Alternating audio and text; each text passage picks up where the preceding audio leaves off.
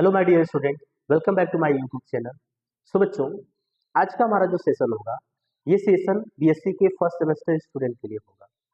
तो बीएससी के first semester student को प्रीवियस वीडियो में मैंने इलेक्ट्रॉन ऑसिलेटी और आयोनाइजेशन एनर्जी को बताया, ठीक है, जिसको प्रॉपर क्या इफेक्ट कर रहा है, कैसे केमिकल बिहेवियर में इफेक्ट कर रहा है, सबको समझाया, ठीक है। अब हम जो बताने वाले हैं वो सबसे इम्पोर्टेंट टर्म को डिस्कस करने वाले हैं। सबसे पहले देख लीजिए, ये छोटा सा पिद्दू सा बच्चा है और ये क्या है, बड़े से बच्चे हैं। इन दोनों के बीच में रस्सी का खींच वाला खेल हुआ, ठीक है ना। इधर क्या बांधा गया है, आप जो भी रसगुल्ला बांधना हो बांध लो, गुलाब जामुन बांधना हो बांध लो, लड्डू बांधना हो बांध लो, ठीक है। और बच्चों, जो भी आप बोलो वो भी बांधना बांध लो। हुआ दोनों के बीच में लड़ाई, तो सबसे ज्यादा इनको देख रहे हो, देखने में भारी भरकम लग रहे हैं, इनको देख लो थोड़ा सा कमजोर लग रहे हैं बेचारे। तो ये लोग क्या किए हैं, देखो रस्सी तो बराबर बांटी गई थी, लेकिन ये खींच के बराबर कर लिए हैं कि हमें जो रसगुल्ला है, हमें रसगुल्ला चाहिए, ठीक है। तो वो खींच के जितना इनकी पावर था, बच्चा इनको जितना पावर था वो ऐसा खींच लिए हैं, ठीक है। तो खींच के अपने पास कर लिए, उस खींचने के दौरान ये एनर्जी रिलीज कर रहा है, ठीक है। तो आप बोलोगे ये कहानी क्यों बताया जा रहा है, तो ये कहानी इसलिए बताया जा रहा है क्योंकि हमको एक टॉपिक और टर्म डिस्कस करना है।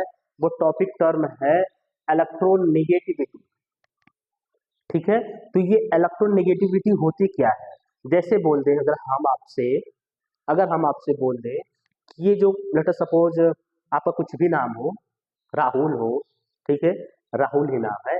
तो अगर राहुल है, अगर हम जनरली जा रहे हैं, आपसे बोल रहे हैं कि वो जो राहुल जा रहे हैं उनकी इलेक्ट्रोनेगेटिविटी ज्यादा है, तो आपको एज ए केमिस्ट्री स्टूडेंट ये समझना चाहिए कि अगर ये बोल रहे हैं उसकी इलेक्ट्रोनेगेटिविटी ज्यादा है, तो उसकी रसोगुल्ला खींचने का जो पावर है वो ज्यादा होगा। माइंड में लगाओ, वो क्या होगा, ज्यादा होगा। तो समझ लो, अगर हम जनरली बोल दे रहे हैं कि क्लोरीन, अब हम क्लोरीन की बात कर रहे हैं, क्लोरीन मतलब पीरियोडिक टेबल की बात कर रहे हैं। अब जब एटम इलेक्ट्रॉन की बात करेंगे तो वहां पे इलेक्ट्रॉन की बात आएगी। तो अगर हम बोल दे रहे हैं बच्चा कि क्लोरीन का जो इलेक्ट्रोनेगेटिविटी ज्यादा है, तो आप ये समझना कि क्लोरीन को इलेक्ट्रॉन खींचने की जो पावर है वो ज्यादा है। समझना बच्चा, बस इसमें कंपेरिजन नहीं बता रहे हैं, बस जनरली बता दिए कि राहुल की इलेक्ट्रोनेगेटिविटी ज्यादा है, तो आप समझ लो राहुल की वो रसगुल्ला खींचने की जो पावर है वो ज्यादा है, जैसे अभी आपको दिखाया ना, वो ज्यादा है। चलो चलिए, बहुत अच्छा हुआ कि आप रसगुल्ला आज खा लिए। चलो देखो, इट इज द एबिलिटी, जो इलेक्ट्रोनेगेटिविटी होती है वो क्या होता है, it is the ability of an atom to attract the share pair of electron. जो बंटवारा में मिला गया था आपको कि आपको एक खाना है, राहुल को बोला गया आपको एक खाना है, और क्या बोला गया, अंकित को बोला गया आपको एक खाना है, रसगुल्ला बीच में रखा गया। लेकिन जब वहां से देने वाला साइड हुआ ना, तो राहुल बोला कि अरे चलो यार, ये खींच ले रहा है अपने पास।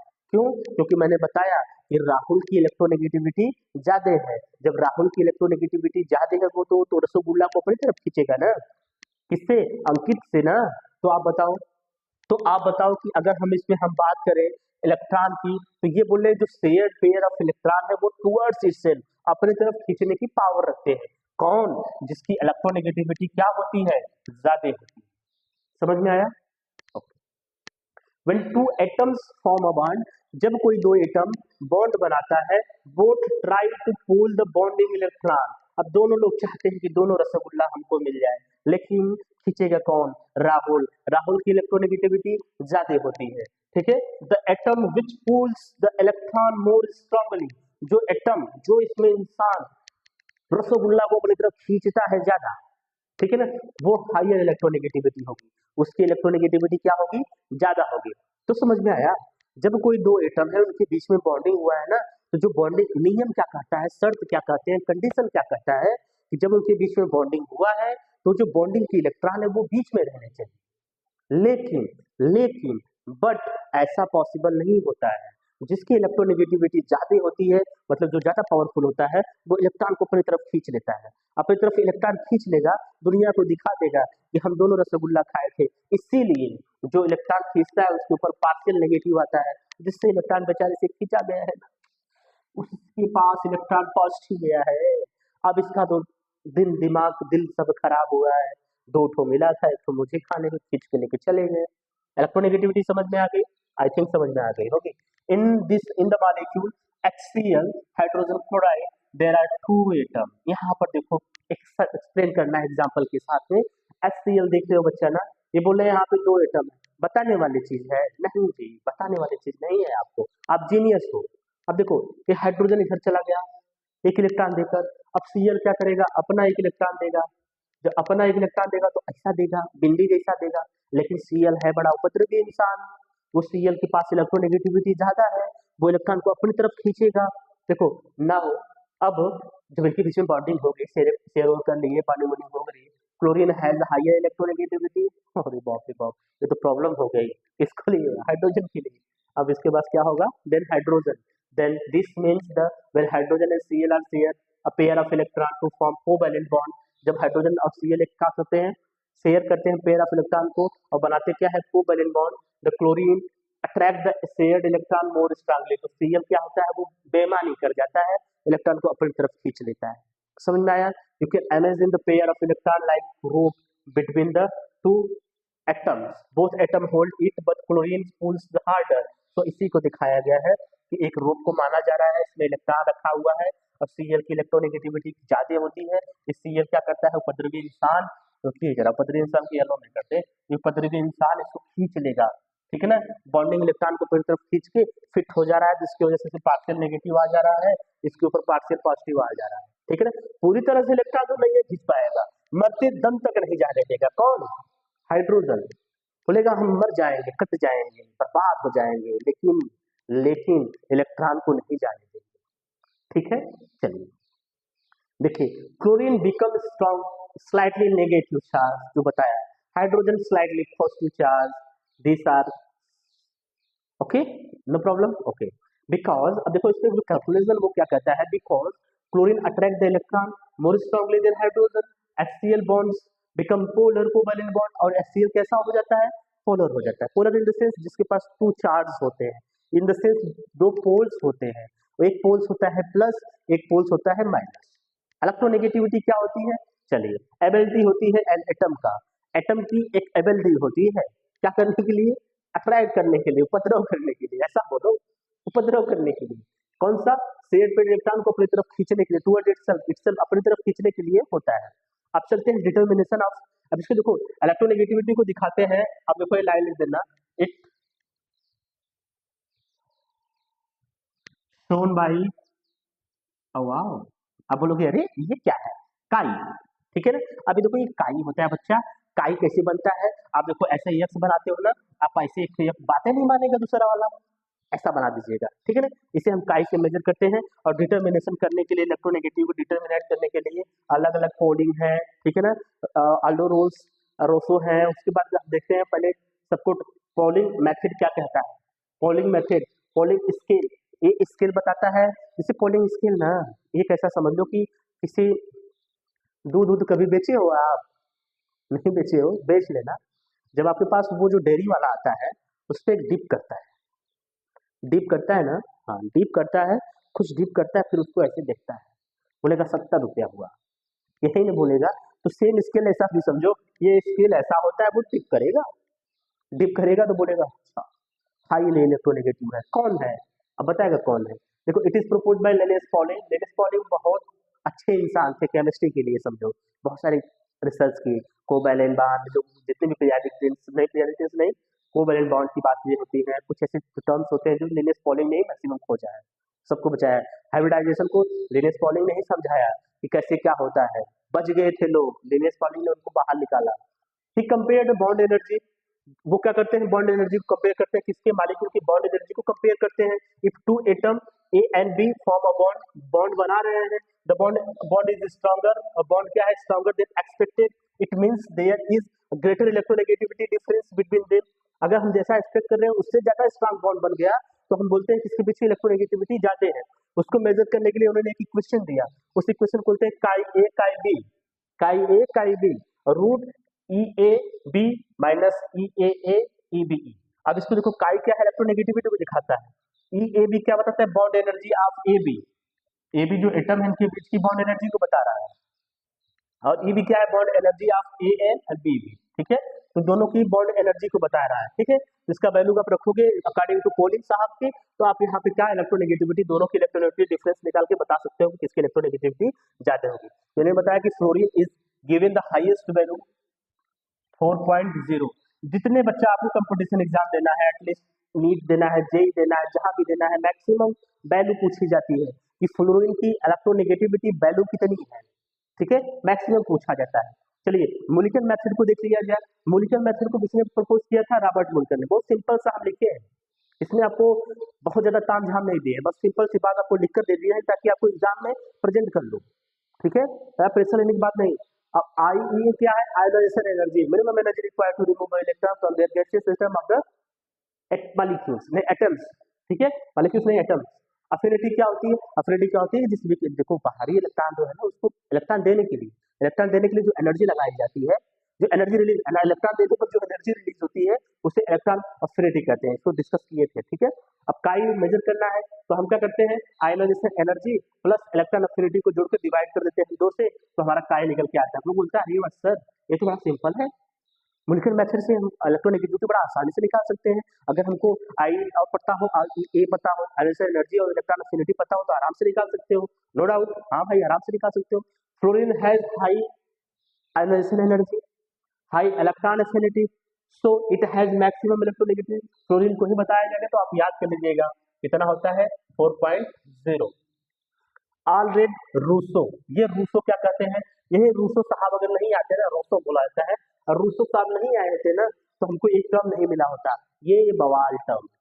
अब हमको निकालना होगा जेड इफेक्टिव कैसे निकालेंगे। This method is related to electronegativity, ठीक है।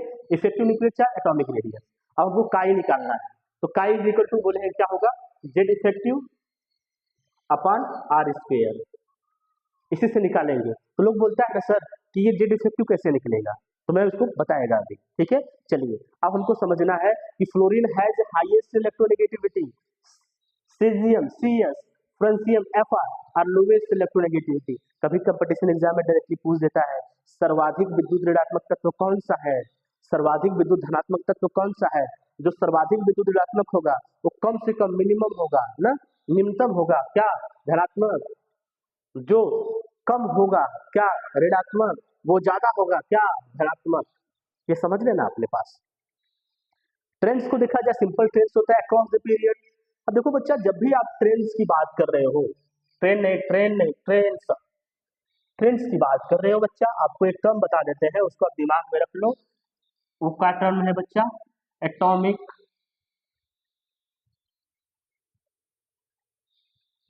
रेडियस। इस टर्म को आप दिमाग में फीड कर लो कि atomic radius left to right जाते हैं, कहां से जाते हैं, लेफ्ट टू राइट जाते हैं, तो एटॉमिक रेडियस क्या होता है, डिक्रीज होता है, ठीक है। अगर हम अप टू का करते हैं बच्चा, डाउन जाते हैं, वहां पर एटॉमिक रेडियस क्या होता है, इंक्रीज होता है, ठीक है। इसी को आपको देखना है, इसी के अकॉर्डिंग चलना है, ठीक है बच्चा। चलिए लिख लीजिएगा पॉज करके वीडियो। अब हम समझते हैं अक्रॉस द पीरियड क्या होगा, क्या होगा जब हम पीरियड में लेफ्ट टू राइट जाने वाले हैं। एटॉमिक रेडियस क्या होगा, बोलोगे एटॉमिक रेडियस घट रहा है, हाँ एटॉमिक रेडियस घट रहा है, increase from the left to right, तो इलेक्ट्रोनेगेटिविटी क्या होगी, वो काई बोलते काई, इलेक्ट्रोनेगेटिविटी क्या होगी, बढ़ेगी। एटॉमिक रेडियस घटेगा, इलेक्ट्रोनेगेटिविटी बढ़ेगी। Decrease of atomic radius size, ठीक है, साइज क्या हो रही है, घट रही है, इलेक्ट्रोनेगेटिविटी बढ़ रही है, अपोजिट है दूसरे की। अब देखो अक्रॉस द ग्रुप में बच्चा ऊपर से नीचे आने पे एटॉमिक रेडियस क्या होता है, आप बोलोगे एटॉमिक रेडियस बढ़ता है, तो इलेक्ट्रोनेगेटिविटी क्या होगा, घटेगा, काई क्या होगा, घटेगा, ठीक है। चलिए अब समझते हैं फोल्डिंग स्केल से। अब एक चीज समझो कि ये आपके पास क्या है, थोड़ा सा फनी मूड साइड किया जाए, फ्लोरीन है और ये ऑक्सीजन है। फ्लोरीन और ऑक्सीजन का इलेक्ट्रोनेगेटिविटी देखो 3.5 का अंतर है बस, बाकी दोनों लोग इलेक्ट्रोनेगेटिविटी ज्यादा है। तो आप लोग इसको देखिएगा, पॉज करते हैं वीडियो, हट जाइएगा सर, आप हटिएगा, देखते हैं। आपको हाइड्रोजन दिख रहा है बच्चा ना, वहाँ पे देखो 2.1 है, लिथियम का 1 है, 09080807। ऊपर से नीचे आने पे तो वो इलेक्ट्रोनेगेटिविटी क्या हो रही है, घट रही है। और दूसरे वाले ग्रुप में देखिए इलेक्ट्रोनेगेटिविटी क्या हो रही है, घट रही है। अगर बच्चा देखो लेफ्ट टू राइट जाइए, पोटेशियम, कैल्शियम, स्कैंडियम, टाइटेनियम धीरे धीरे धीरे धीरे, अब यहाँ पे देखो बच्चा इसका देखो नियरली सेम है, इलेक्ट्रोनेगेटिविटी क्या है, नियरली सेम है, कोबाल्ट का, निकल का, कॉपर का, ठीक है। अब उसके बाद देखिए धीरे धीरे इलेक्ट्रोनेगेटिविटी बढ़ रही है, तो लेफ्ट टू राइट जाने पर इलेक्ट्रोनेगेटिविटी बढ़ रही है, अप टू डाउन आने पर इलेक्ट्रोनेगेटिविटी ऐसे लिखना है, इलेक्ट्रोनेगेटिविटी क्या हो रही है, घट रही है, ठीक है। तो आपने इसको लिखा होगा, देखा होगा। चलिए फैक्टर अफेक्टिंग, कौन से ऐसे फैक्टर है जो इलेक्ट्रोनेगेटिव को अफेक्ट करेंगे, ठीक है। कौन से फैक्टर्स हैं वो फैक्टर अफेक्टिंग, हाँ, एटॉमिक साइज अफेक्ट करता है, smaller atomic size higher electronegativity, obvious सी बात है। व्हेन साइज इज स्मॉल, जब साइज क्या होगा, स्मॉल होगा, nucleus is closer to bonding, nucleus is closer to bonding electron, nucleus क्या होगा, बॉन्डिंग इलेक्ट्रॉन क्लोज होगा, सो अट्रैक्शन इज स्ट्रॉन्गर। अब देखो इलेक्ट्रॉन को खींचने से साथ साथ न्यूक्लियस भी जाएगा, चलो हम भी चलते हैं, तो पॉसिबल नहीं होगा, ठीक है। When the size is large, जब साइज क्या होगा, ज्यादा होगा, अब जो दूर हो जाएंगे न्यूक्लियस से, जब दूर हो जाएंगे तो इलेक्ट्रॉन खींच के लेके जाओ, doesn't matter. Fluorine is small size, fluorine कैसा है, साइज में स्मॉल है, जिसकी वजह से इसकी इलेक्ट्रोनेगेटिविटी क्या होगी, ज्यादा होती है, किससे, फ्लोरीन से, हाँ ये भी रीजन होता है। Nuclear effective charge greater the nuclear effective charge, greater the electronegativity, ज्यादा वो न्यूक्लियर इफेक्टिव चार्ज होगा, मतलब लेफ्ट टू राइट जाने पे न्यूक्लियर इफेक्टिव चार्ज वो क्या हो रहा है, इंक्रीज होता है, ठीक है। चलिए शिल्डिंग इफेक्ट क्या होता है, शिल्डिंग और स्क्रीनिंग इफेक्ट, इसको देखते हैं। देखिए inner electron shield the outer electron from the nucleus, जो अंदर के इलेक्ट्रॉन होते हैं वो आउटर इलेक्ट्रॉन को न्यूक्लियस के अट्रैक्शन फोर्स से बचाते हैं, ठीक है ना। तो ये देखो, तो सबसे ज्यादा कौन बचाता है बच्चा, सबसे ज्यादा एस बचाता है, तो वो F electron shield the most, S R least, गड़बड़ बता रहा है। शील्डिंग की जो पावर होती है, शील्डिंग की जो पावर होती है एफ की क्या होती है, कम होती है, एस की ज्यादा होती है, ठीक है। अब देखिए ionization energy, higher the ionization energy higher electronegativity, दोनों भाई भाई हैं, ज्यादा होगा तो ज्यादा होगा। टाइप ऑफ हाइब्रिडाइजेशन, इसमें देखिएगा मोर एस करेक्टर होगा, हाइयर इलेक्ट्रोनेगेटिव होगा। एस करेक्टर मतलब एस, यहाँ पे देख लो, हाँ दिया है, एस पी मतलब 50-50% होता है, 50-50%, एसपी 2 में 33% होता है, एसपी 3 में 25 होता है, ठीक है। चलिए chemical behaviour on the basis of electronegativity, nature of bond, bond angle, bond strength, acidic and base. Nature of bond में देख लीजिएगा, electronegativity difference between two atom decide the type of bonds, ठीक है। अगर देखो जीरो रहेगा, अगर moderate रहेगा, लार्ज रहेगा, तब क्या होगा, नॉन पोलर कोवलेंट बॉन्ड होगा, पोलर कोवलेंट बॉन्ड और आयनिक बॉन्ड होगा, जो ज्यादा होगा तो आयनिक किसमें बनता है, NaCl और Cl और इसमें बनता है, ठीक है। चलिए बॉन्ड एंगल क्या होगा, electronegativity affect electron density distribution which affect the bond angle, obvious सी बात है, more the electronegativity central atom greater bond angle, ज्यादा इलेक्ट्रोनेगेटिव होगा तो ज्यादा बॉन्ड एंगल होगा, ठीक है ना। उसके लिए एग्जांपल में देख लीजिएगा, NH3 PH3 AS3 सब लोग एक ग्रुप के हैं, लेकिन इलेक्ट्रोनेगेटिविटी ज्यादा होने की वजह से जो बॉन्ड एंगल इसमें कितना होता है, 106 होता है, और इसमें कितना होता है, 93 होता है, इसमें कितना होता है, 91 होता है। तो देखो कंपटीशन एग्जाम में डायरेक्टली पूछा गया क्वेश्चन होता है। अभी बिहार स्टेट जो टीचर एग्जाम कराता है उसमें डायरेक्टली इससे क्वेश्चन आया हुआ था, ठीक है। तो डायरेक्टली यही आया था, यही एग्जैक्टली यही आया था, ऑर्डर लिखा हुआ था, आपको बताना था। तो जनरली यही होता है, जिसकी इलेक्ट्रोनेगेटिविटी ज्यादा होगी उसके क्या होगी, बॉन्ड एंगल ज्यादा होगा। बॉन्ड स्ट्रेंथ मतलब देखिए when electronegativity difference is high, जब इलेक्ट्रोनेगेटिविटी डिफरेंस क्या होगा, ज्यादा होगा, तो बॉन्ड एंगल बिकम स्ट्रॉन्गर और मोर स्टेबल, ज्यादा स्ट्रॉन्गर हो गया, वो स्टेबल होगी। Polar covalent bond and ionic covalent bond generally stronger, ये तो क्या होते हैं, स्ट्रॉन्गर होते हैं। अब देखिए एसिडिक एंड बेसिक कैरेक्टर में देख लीजिएगा, higher the electronegativity increase acidic strength, वो क्या होगा, एसिडिक स्ट्रेंथ क्या होगा, इंक्रीज हो जाएगा। ऑक्साइड में देख लीजिएगा, ये भी जनरली क्वेश्चन पूछे जाते हैं। बेसिक में क्या होगा, लोअर इलेक्ट्रोनेगेटिविटी हायर बेसिक हो जाएगा, ठीक है ना। एसिडिक में क्या था, हायर इलेक्ट्रोनेगेटिविटी इंक्रीज एसिडिक, अब यहाँ पे lower electronegativity increase basic strength, समझ में आया। चलिए इंपॉर्टेंट फैक्ट्स में आपको ये देख लीजिएगा, मेटालिक कैरेक्टर जनरली क्या होता है, इंपॉर्टेंट फैक्ट हम किसकी बारे में बात कर रहे हैं, ये पूरे टेबल के बारे में बात कर रहे हैं, टेबल में पूरे। नॉन मेटालिक कैरेक्टर इंक्रीज होता है कब, across the period, left to right जाने पर, कहा बच्चा, लेफ्ट टू राइट जाने पर मेटालिक कैरेक्टर बढ़ता है, एसिडिक कैरेक्टर बढ़ेगा, कोवलेंट कैरेक्टर बढ़ेगा, ऑक्सीडाइजिंग बढ़ेगा, बेसिक घटेगा। मेटालिक कैरेक्टर बढ़ेगा, बेसिक बढ़ेगा, आयनिक बढ़ेगा, रेडियोसिव बढ़ेगा, एसिडिक बढ़ेगा, घटेगा। तो इसको आप लोग देख लीजिएगा, समझ लीजिएगा। चलिए हम नेक्स्ट डिस्कशन करने वाले हैं इफेक्टिव न्यूक्लियर चार्ज, ये होता क्या है, ठीक है, इसके बारे में हम डिस्कस करेंगे। देखो, effective nuclear charge is the net positive charge experienced by the outermost electron of an atom after accounting for the shielding।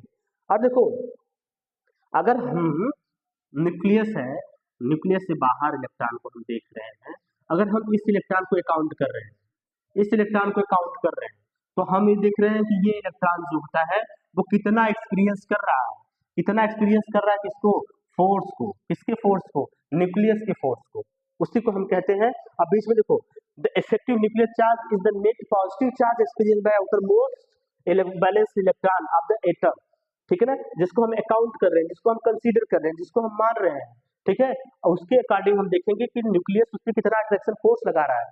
Total number of attraction force ही होता है क्या, न्यूक्लियर इफेक्टिव चार्ज, कितना जब वो फोर्स लगा रहा है उसी को बोलते हैं। इसको निकालते कैसे बच्चा, इसको निकालते हैं जेड एफ से, Z effective minus Z S, where क्या है, जेड क्या है एटॉमिक नंबर, एस क्या है सेलिंग इफेक्ट, सेलिंग कांस्टेंट आप कैसे निकालोगे, जेड इफेक्टिव निकालना है तो आपको जेड तो पता हो गया एटॉमिक नंबर, एस कैसे निकालोगे, दिक्कत यहाँ से हो रही है ना, चलिए उसको भी हम समझते हैं, ठीक है। द न्यूक्लियस, अब न्यूक्लियर इफेक्टिव थोड़ा सा समझिएगा, the nucleus tries to attract all the electron, nucleus का काम क्या है, इलेक्ट्रॉन को अट्रैक्ट करना, सभी इलेक्ट्रॉन को अपनी तरफ अट्रैक्ट करना चाहता है, बट इनर सेल इलेक्ट्रॉन जो अंदर के इलेक्ट्रॉन होते हैं, इसमें भी तो इलेक्ट्रॉन होगा, ये भी इलेक्ट्रॉन रिपीट करेगा, ये इलेक्ट्रॉन दोनों सेम चार्ज हो जाएंगे, तो सेम चार्ज होता है तो रिपल्सन होता है, तो ये रिपेल करेगा आउटर इलेक्ट्रॉन बाहर वाले इलेक्ट्रॉन को, so the outer electron do not feel the full nuclear charge, तो जो न्यूक्लियस अपना फोर्स लगा रहा है बाहर वाले इलेक्ट्रॉन उतना फील नहीं करता है, बोलेगा वो तो अंदर से आगे कम हो गया है, ठीक है।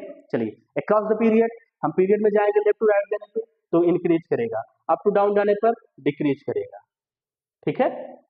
चलिए सीलिंग इफेक्ट किस पे डिपेंड करेगा, प्रिंसिपल क्वांटम नंबर पर और एजीमुथल क्वांटम नंबर पे, तो सबसे ज्यादा किसका होगा, एस, फिर पी, फिर डी, फिर एफ, तो सबसे ज्यादा जो सील्ड करता है, बचाता है, कौन करता है, एस करता है, फिर कौन करता है, पी करता है, फिर कौन करता है, डी करता है, फिर कौन करता है, एफ करता है, एफ की जो सील्डिंग पावर होती है वो क्या होता है, कम होता है।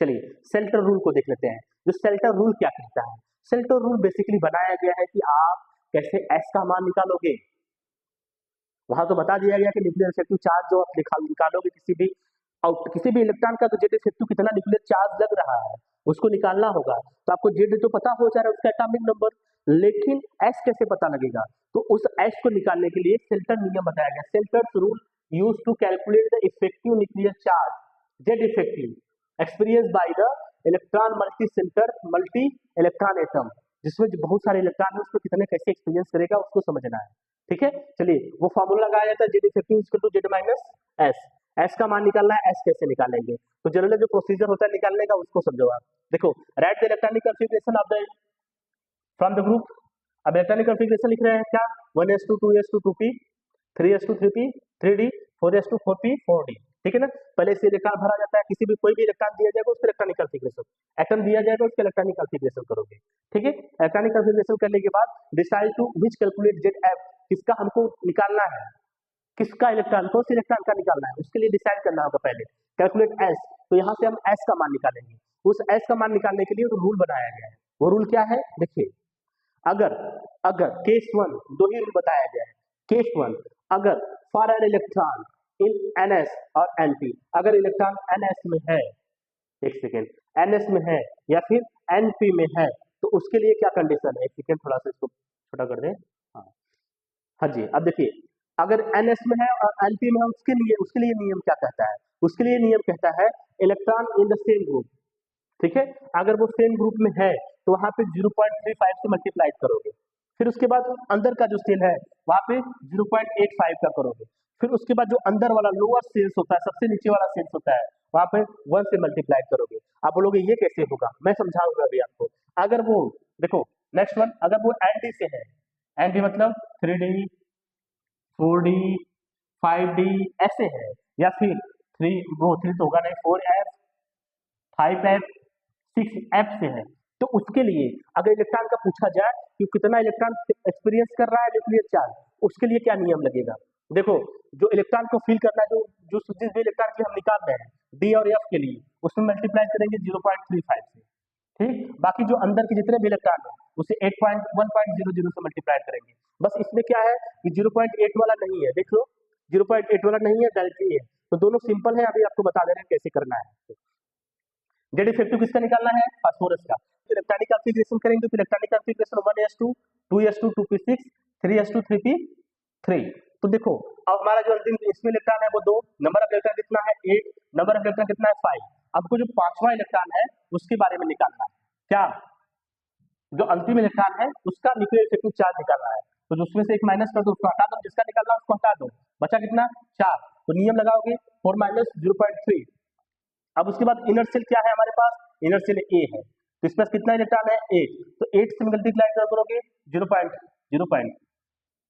यहाँ पे गलत हो गया है, क्या करना है 8 मल्टीप्लाइड बाई 0.85, ठीक है, लिख लेना आपको, ठीक है। तो यहाँ पे क्या करोगे 0.85 से मल्टीप्लाई कराओगे, फिर अंदर वाले सेल में जाओगे, कितना इलेक्ट्रॉन है 2 में गुणा करोगे 1 से, तो हमारा जो वैल्यू आएगा वो क्या आएगा S इज इक्वल टू, उसमें मल्टीप्लाई करोगे 1.4 आएगा, 6.0 time 6.8 plus 2 is equal to 10 plus 10.2। अब देखो जेड इफेक्टिव निकालने के लिए फास्फोरस निकाल लेना, फास्फोरस का एटॉमिक नंबर 15, जेड एस का मान कितना निकाले 10.2, तो वैल्यू आ गई 4.8। तो हमारा जेड इफेक्टिव की जो वैल्यू आ रही है, मतलब जो बाहर का इलेक्ट्रॉन है वो कितना फील करेगा 4.8 अट्रैक्शन फोर्स फील करेगा। तो ये किसके लिए है? अगर जिसका एटॉमिक नंबर 15 है तो एटॉमिक नंबर 14 के लिए निकालो, एटॉमिक नंबर क्लोरीन के लिए निकालो, आर्गन के लिए निकालो, अपने से निकालो, समझो बस बात को। पहले इलेक्ट्रॉनिक कॉन्फ़िगरेशन करो, हाँ इलेक्ट्रॉनिक कॉन्फ़िगरेशन कर दी, इलेक्ट्रॉन काउंट करो, बाहरी वाले सेल में कितने इलेक्ट्रॉन है, पहले बांट दो सबको ना, अलग अलग सेल्स होते हैं आपको पता है ना, बांट दो।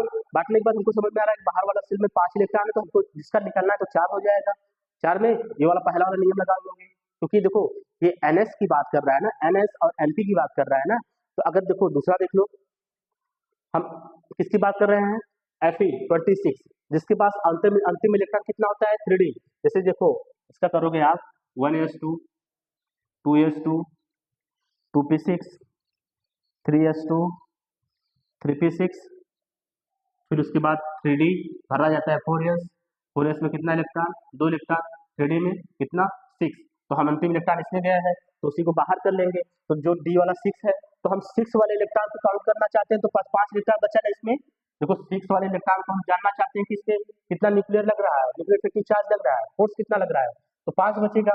तो भाई 5 वाले करेंगे ना, देखो छोड़ देंगे ना, तो 5 में मल्टीप्लाई करेंगे 0.35 से, फिर जो अंदर का है सब में 20 से गुणा कर देंगे, क्योंकि जो इलेक्ट्रॉन होंगे वो कितने होंगे 20 होंगे, तो गुणा कर देंगे कितना आ जाएगा, देखो 1s2 2s2 अभी कितना हुआ बच्चा, ये 8 2 10 10 2 12 6 18 2 20, जो इनर वाले हैं वो 20 मल्टीप्लाई करेंगे कितना आ जाएगा 20, तो हमारा कितना आ गया ये, तो जेड इफेक्टिव कितना आएगा 4.25, ठीक।